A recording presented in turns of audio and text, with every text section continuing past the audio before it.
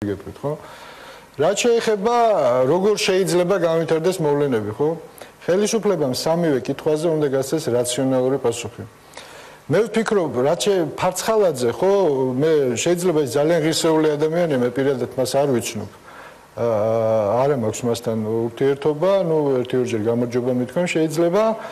მე ვფიქრობ, რომ ეს თემა ან უნდა დაიხუროს ძალიან სწრაფად და ძალიან ზუსტი პასუხებით.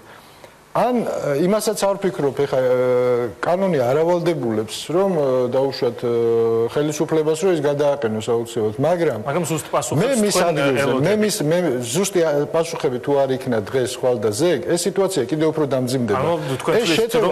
ეს შეტევა არ დამთავრებულა, მე ვფიქრობ, კიდე ესე რომ ვთქვათ, არის კოზირები ნაციონალური მოძრაობის ზაპაზუხა, როგორც იტყვიან, ხო?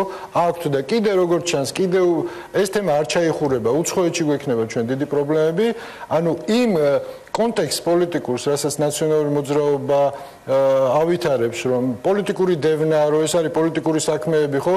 ფარცხალაძის საქმე მხოლოდ გააძლიერებს და ეს საერთოდ სამართალ წარმოებასაც დააზიანებს და ხელისუფლებასაც დააზიანებს პოლიტიკურად თუ არ იქნა ძალიან რაციონალური პასუხები.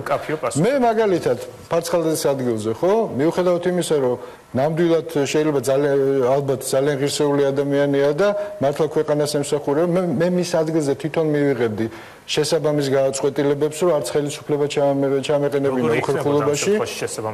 არა, მე ჩემი გადაწყვეტილება დიდი ხანია მივიღე და წამოვედი ხელისუფლებიდან, მაშინ როდესაც სათავეში ბინძური იწერებოდა, ითქმებოდა, დღესაც ლაპარაკობენ ჩემზე, ხო?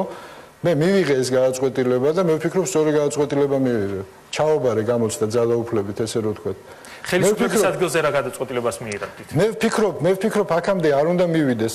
ჩაცხრობა ამის არის, თვითონ უნდა მიიღოს ფარცხალაძე. მე არ ვიცი რა გადაწყვეტილება უნდა მიიღოს, მაგრამ ფაქტია, რომ ეს არ დამთავრდება. კიდევ უფრო დამძიმდება სიტუაცია, მე ამას ვხედავ.